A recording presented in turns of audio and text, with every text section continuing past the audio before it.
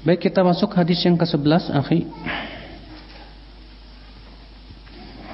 An Abi Muhammadin Al-Hasan ibn Ali ibn Abi Talib sibti Rasulillah sallallahu alaihi wasallam wa raihanatihi radhiyallahu anhu maqal hafidtu min Rasulillah sallallahu alaihi wasallam da' ma yaribuka ila ma la yaribuka rawahu Tirmidzi wan Nasa'i wa qala Tirmidzi haditsun hasanun sahih.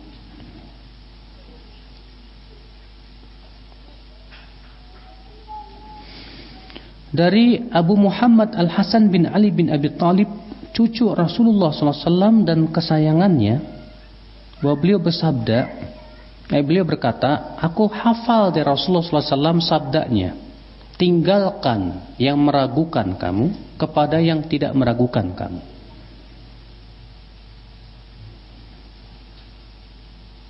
Tinggalkan yang meragukan kamu kepada yang tidak meragukan kamu. Hadis ini akhi pendek banget Pak, tapi maknanya agung banget Pak. Iya. Nabi mengatakan tinggalkan yang ragu. Saya mau tanya sama antum, kapan disebut sesuatu itu meragukan?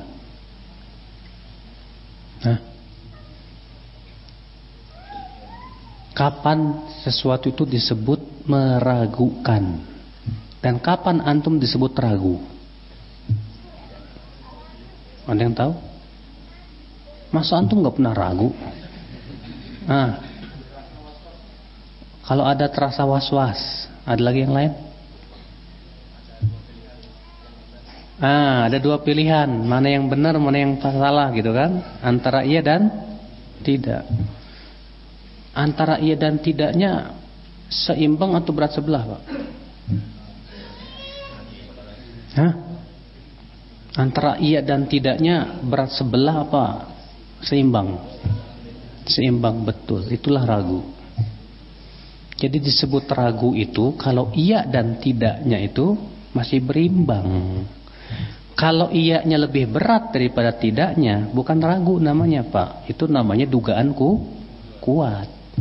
Kalau tidaknya lebih kuat daripada iyanya, itu juga bukan ragu Pak. Itu namanya waham. Iya. Nah itu Bapak sekalian. Jadi disebut ragu kalau iya dan tidaknya. Kalau ada akhwat dilamar sama ikhwan, ragu saya Ustadz, bingung saya terima apa enggak. Iya, soalnya masih ragu gimana ya, terima apa enggak ya. Berarti iya dan tidaknya sama-sama apa? Iya. Antum mau melakukan suatu perbuatan tapi masih ragu, lakukan enggak ya, lakukan apa enggak ya. Itu namanya apa? Ragu. Jadi disebut ragu itu kalau berimbang antara iya dan tidak. Nah, Bapak sekalian, sesuatu yang sifatnya ragu itu bukan ilmu. Karena itu bukan ilmu, bukan kebenaran, tapi juga bukan kesalahan. Dalam Islam, Rasulullah memberikan sebuah kaidah, tinggalkan. Tinggalkan yang meragukan kamu kepada yang tidak meragukan. Maka semua yang sifatnya meragukan akal Islam tinggalkan. Tinggalkan. Iya. Saya berikan contoh. Banyak banget contohnya, Pak. Kalau kita ragu, sholat saya ini 2 rakaat apa 3 rakaat ya? 2, 3, 2, 3, 2, 3. Waduh. Berarti tinggalkan yang ragu. Yang ragu yang mana? Yang 3 apa yang 2? Yang 3 dong. Yang 2 ragu enggak? Enggak. Yang diragukan 3-nya. 2, 3. Kalau 2 udah yakin, 3-nya ini loh, gitu kan? Berarti tinggalkan yang ragu, ambil 2. Udah, tinggal sujud sahwi sebelum salam. Selesai. Antum ingat tadi jam 11 saya kentut.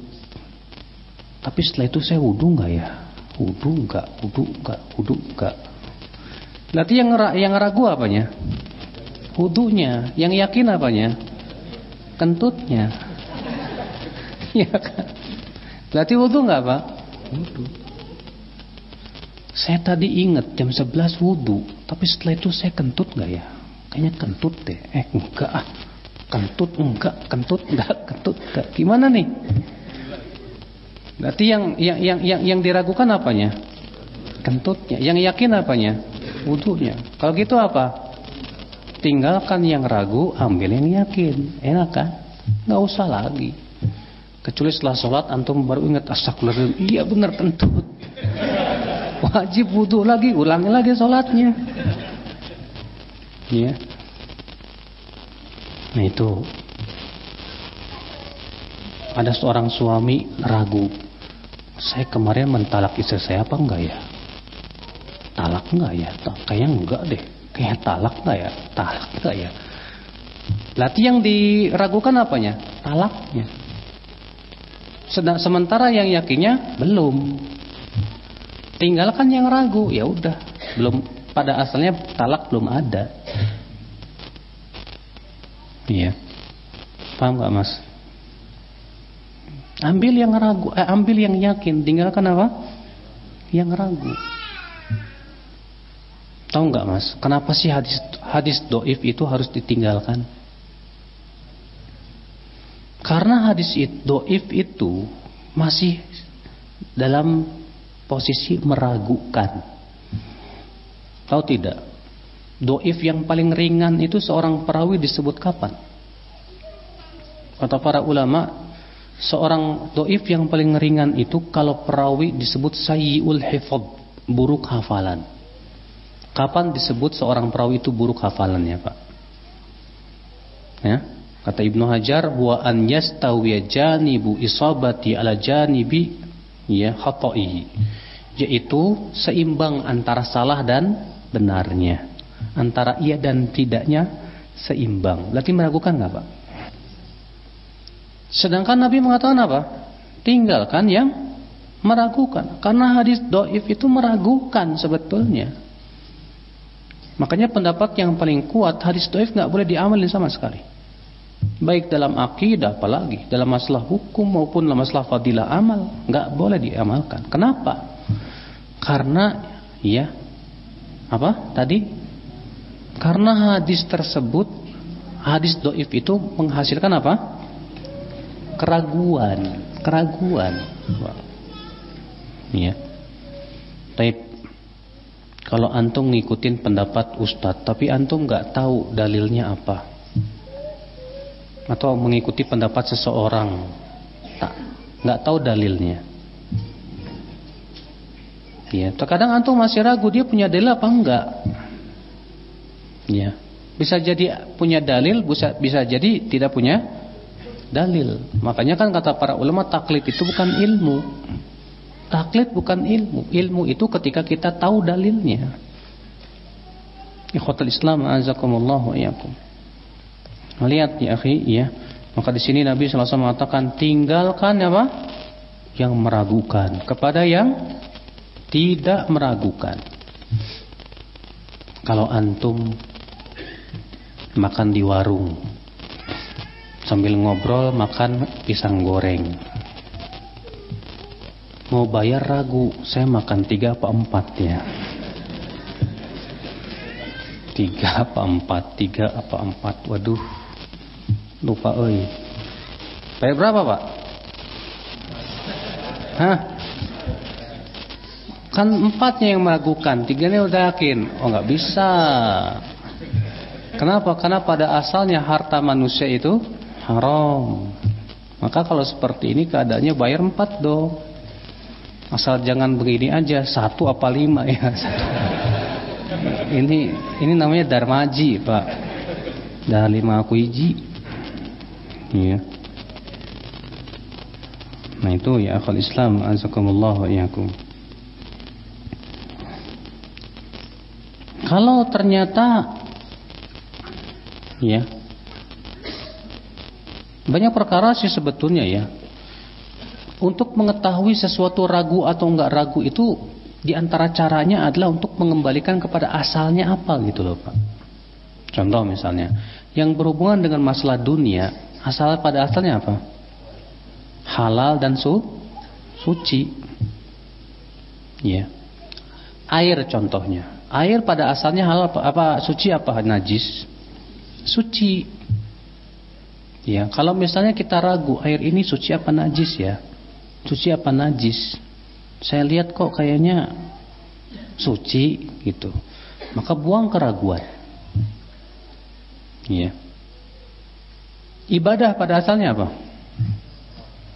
Nggak boleh. Kalau kita ragu, ini ibadah boleh apa enggak? Berarti yang kita ambil yang mana? Jangan dilakukan dulu.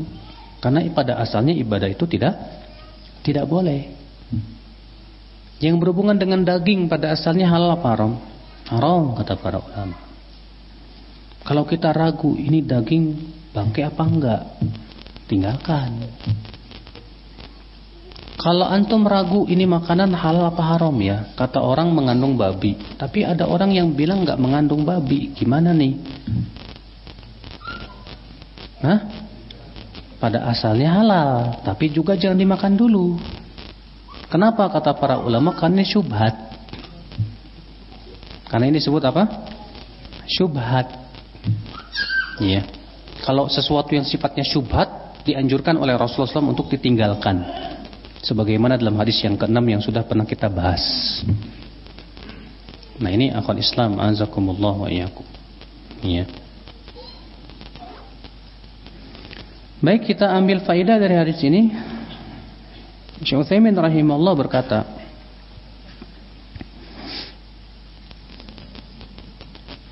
"Anna ad-din al-islami la yuridu min abna'ihi an yakuna fi syakkin wala qalaqin." Bahwa agama Islam tidak pernah menginginkan umatnya itu dalam keadaan ragu, Pak. Islam tuh nggak pernah dan tidak membiarkan umatnya itu dalam keadaan ragu. Maka semuanya sudah dijelaskan. Rasulullah sudah menjelaskan nggak Pak segala sesuatu? Hah? Iya. Rasulullah sudah menyampaikan nggak wahyu? Semua, kata Rasulullah SAW, ma baqiya syai'un yuqarribukum ilal jannah. Tidak tersisa sedikit pun yang mendekatkan kalian ke surga dan menjauhkan dari api neraka kecuali sudah dijelaskan oleh Rasulullah SAW. Semua sudah dijelaskan. Cuman kan pengetahuan orangnya itu Pak yang kurang. Kenapa kita ragu? Ragu itu akibat kekurangan ilmu. Ya. Kalau kita ragu, kewajiban kita hilangkan keraguan dengan menuntut ilmu dong. Cari ilmunya kan gitu. Ya. Makanya ya akhwat Islam azakumullah, agama kita ini betul-betul menyuruh kita untuk menggunakan sesuatu yang sifatnya meyakinkan. Ya. Dalam masalah persengketaan, masing-masing mengklaim bahwa ini punya saya. Dalam Islam apa? Siapa yang bawa bukti, ya, dan akurat buktinya dia yang menang. Kalau dia tidak bisa bawa bukti, maka yang dituduh bersumpah. Sudah cukup itu. Ya, kalau bukti dan sumpah beradu, dilihat mana yang paling kuat. Kalau bukti-bukti memang lebih kuat, otentik dan tidak bisa ditolak, sumpah justru malah menunjukkan kedustaan orang tersebut. Iya. Maka di sini ya akhwat Islam azakumullah wa iyyakum. Dalam ibadah kita juga harus jelas dalilnya mana. Kamu kalau takbiratul ihram gimana ngangkatnya? Sejajar bahu, telinga atau kepala? Dalilnya apa? Jelas, harus ada dalilnya biar nggak ragu gitu kan. Kalau kita nggak tahu dalilnya, ragu nggak Pak? Iya Pak. Berarti kita tidak kokoh dalam beragama. Makanya dalam beragama itu harus jelas dalilnya, sehingga ketika kita jelas tahu dalilnya, kita yakin akan kebenarannya insyaallah. Ikhwatul iman azakumullah wa iyyakum. Faedah yang kedua yang bisa kita petik dari hadis ini, kata Syekh Utsaimin rahimahullah,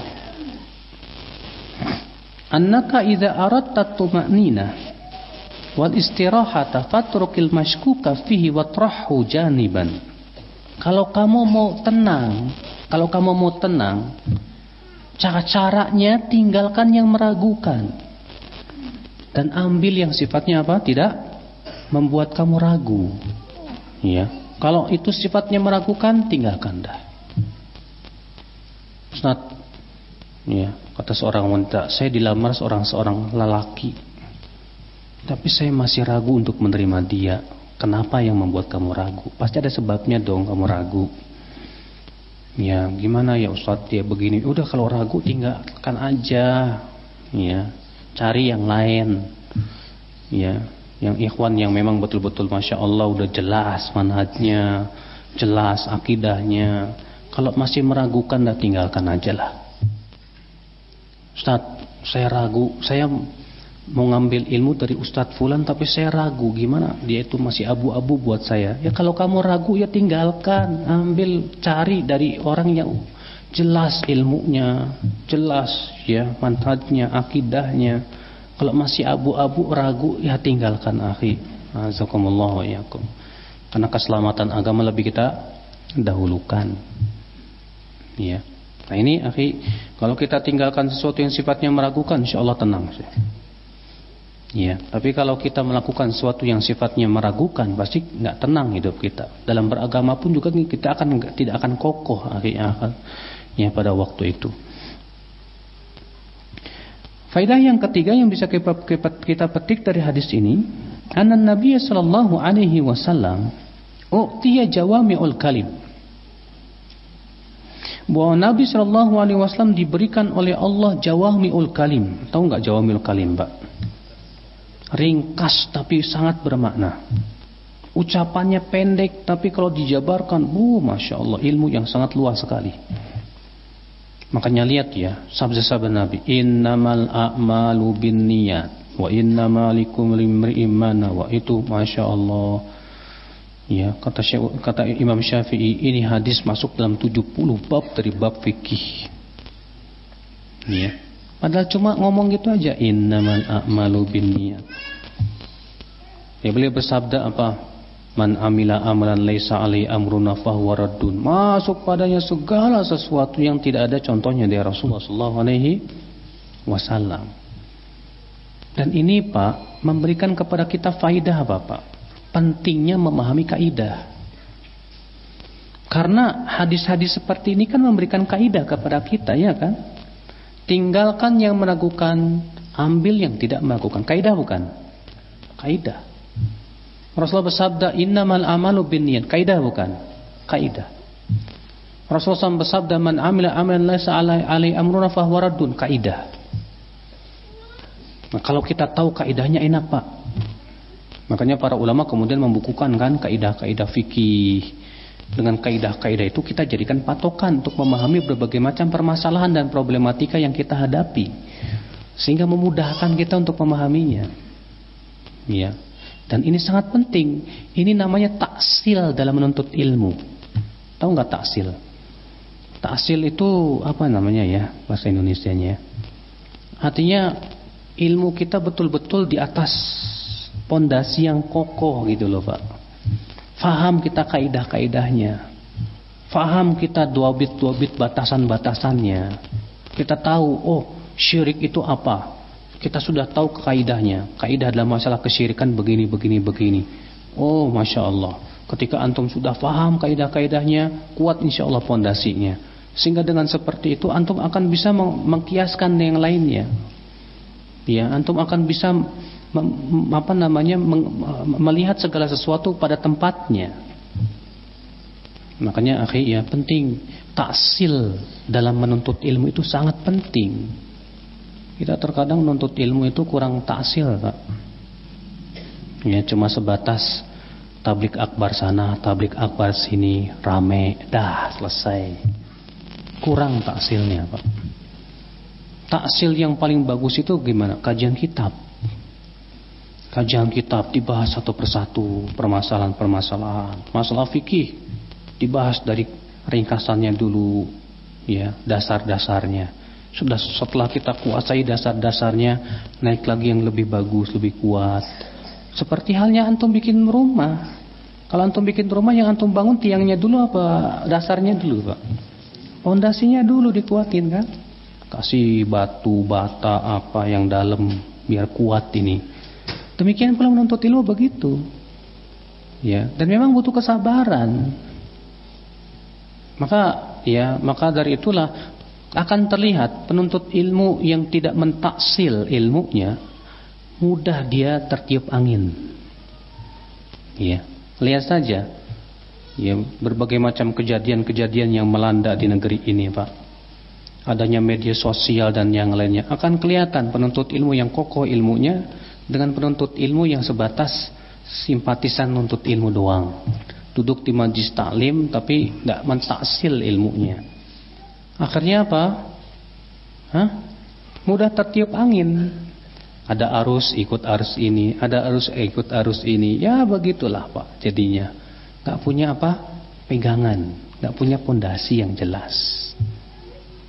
Makanya akhi, azakumullah wa yakum, penting akhi untuk ilmu. Maka kalau di zaman sekarang cara menuntutnya ilmu, jangan di zaman dahulu, memang jauh banget sih, Pak.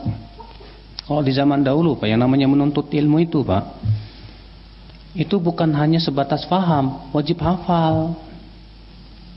Ya, makanya tidak aneh Imam Nawawi menghafal matan Al-Muhadzab dalam 4 bulan.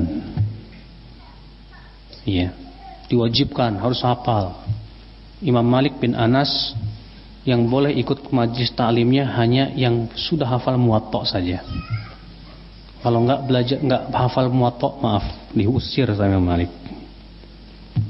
Iya. Kalau zaman sekarang digituin susah, Pak. Kosong melampau. Coba aja, kita udah kajian Arba'in Nawawi udah berapa hadis? 11. Siapa di antara antum yang sudah hafal sampai 10 hadis? Kan enggak aja kan? Itulah kekurangannya kita, Pak. Kekurangannya kita itu males. Ya datang ke majlis taklimnya sih rajin, alhamdulillah gitu kan. Bahkan di antaranya ada yang setiap hari datang ke majlis taklim. Tapi buat ngapalin, buat murojaah, buat betul-betul diulangi lagi, dikuasai betul, itu yang malas gitu loh, Pak. Malas banget. Ya. Pas datang lagi ditanya sama ustadznya, kemarin kajian kita tentang apa? Diem aja. Kenapa nggak nanti murojaah gimana? Ya itulah gaya kajian kita sekarang ini. Makanya rata-rata kan ilmu kita nggak kokoh. Kenapa? Karena kitanya tidak ada kesungguhan untuk mentaksil ilmu kita, ya akhwal Islam azakumullah. Ya. Makanya di zaman dahulu terkadang ya seorang ulama ya meledek orang yang sudah lama ngaji tapi hafalan hadisnya sedikit. Sampai pernah saya lupa Imam Ahmad atau siapa gitu ya. Ya. Dia berkata kepada orang yang berjenggot, Masya Allah, tua, tapi nggak hafal hadis. Apa kata dia? Jenggotmu tuh cukup 4.000 hadis loh. Jenggotmu tuh cukup 4.000 hadis katanya. Ya. Masya Allah, ikhwatul Islam, azakumullah wa yakum. Yang jelas ya, kalau kita ingin kuat dalam ilmu, Pak, kokoh, harus ada kesungguhan. Ya, kuasai pokok-pokoknya, kaidah-kaidahnya, sehingga pada waktu itu kita betul-betul kokoh dalam keilmuan.